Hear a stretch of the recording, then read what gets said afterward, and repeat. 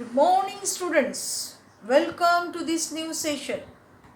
As you all know, we are on chapter 7, that is the administration of the Swaraj. In this chapter, we have learned Ashtapradhan Mandal, that is the councils of 8 ministers. Shivaji Maharaj's policy regarding agriculture, village economy at that period, business, trade, and military organization.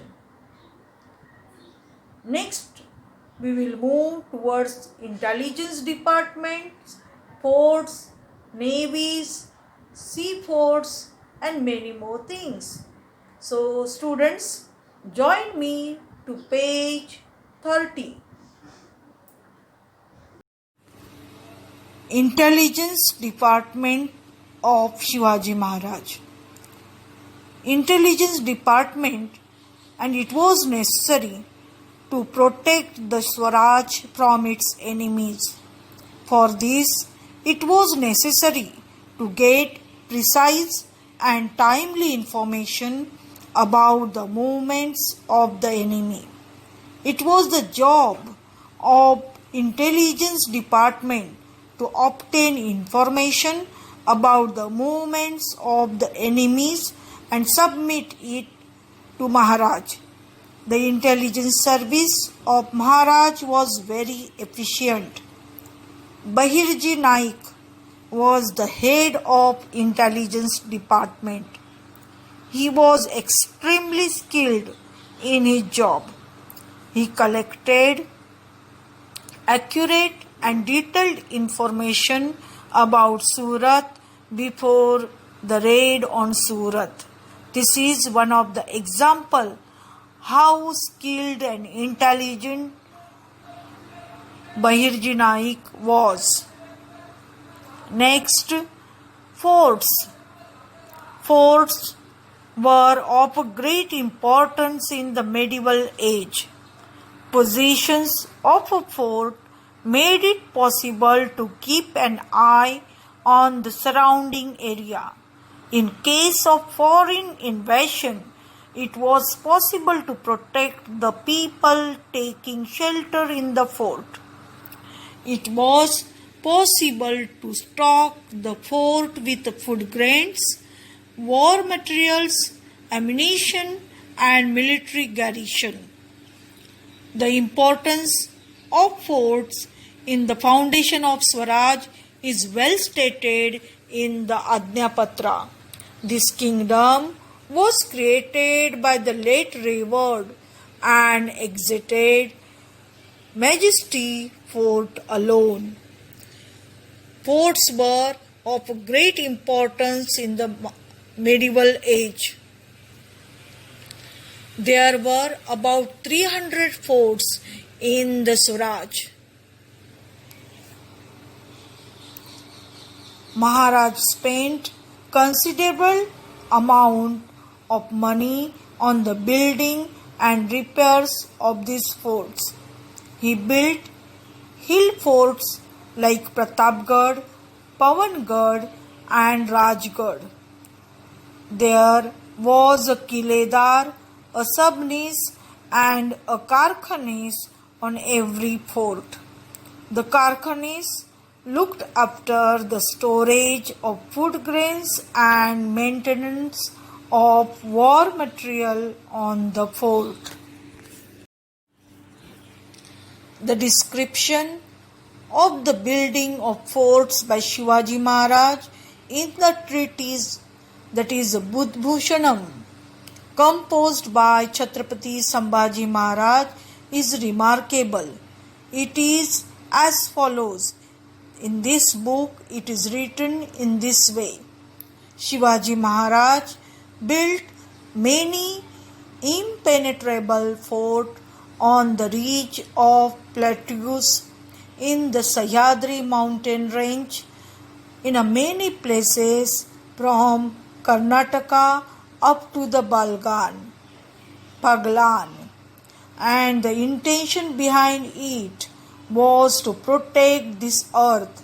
Under his successful leadership, these forts were built from the banks of the river Krishna up to the sea in all the four directions. In the Rairi fort, Raja Chhatrapati Shivaji Maharaj remained on the forefront among all kings and was victorious. This is what written in the Budbhushanam, and that is composed by Chhatrapati Sambhaji Maharaj. Now about sea forts. Maharaj knew the importance of sea forts too. One of the sea fort that he built was Sindhudurg at Malwan. It is an excellent sea fort.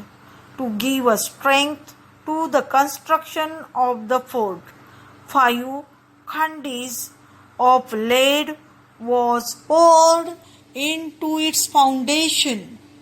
Students, it is not an easy task to build a fort on sea, and for that they have used what?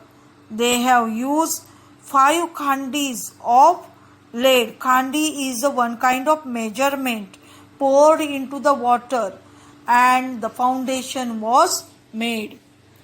A sea fort called Padma Durga was built in front of Rajapuri, in order to counter the Siddhi power. Then about this fort, Maharaj has said in a letter that in Ajna Patra that by constructing Padma Durga he had set up another Rajapuri to overshadow the Rajapuri of Siddhi. Navy. Enemies on the west coast of India, the Portuguese of Goa, the Siddhi of Janjira, and the British factors of Surat and Rajapur created obstacles in the work of expanding the Swaraj. It was necessary to control their activities and to protect the west coast. For this purpose, Maharaj raised a navy. He realized that the one who has a navy can control the sea. Maharaj had great foresight. There were 400 ships of the various kinds in his navy. They included battle ships like the Gurab, Galbat and Pal. Ships were built in the creek of Kalyan, Bhivandi, Vijay Durga and Malwan. Mayank, Bhandari and the Daulat Khan were the chief naval commanders. Concern for the welfare of his subjects. Maharaj did not work only with the limited ambition of conquering enemy territories and establishing dominance like the other kings and the other things. His main objective was to make his subjects independent. He was aware that if his subjects were to really get the joy of freedom, it was necessary to have a disciplined administration, take comprehensive care of people's welfare, and protect the conquered territories. Maharaj was not merely a ruler, he was a watchful administrator who cared for his people's welfare. This is clearly seen in his administration of the state. Obtain information of warship in the Indian Navy and make the collection of pictures of the ship. That is, this work you have to do in this lockdown period, students, what you have to do? Obtain information about the warships in India and Indian Navy and make a collection of the pictures of ships. Students, we stop here. Assignment is given at the end of this video.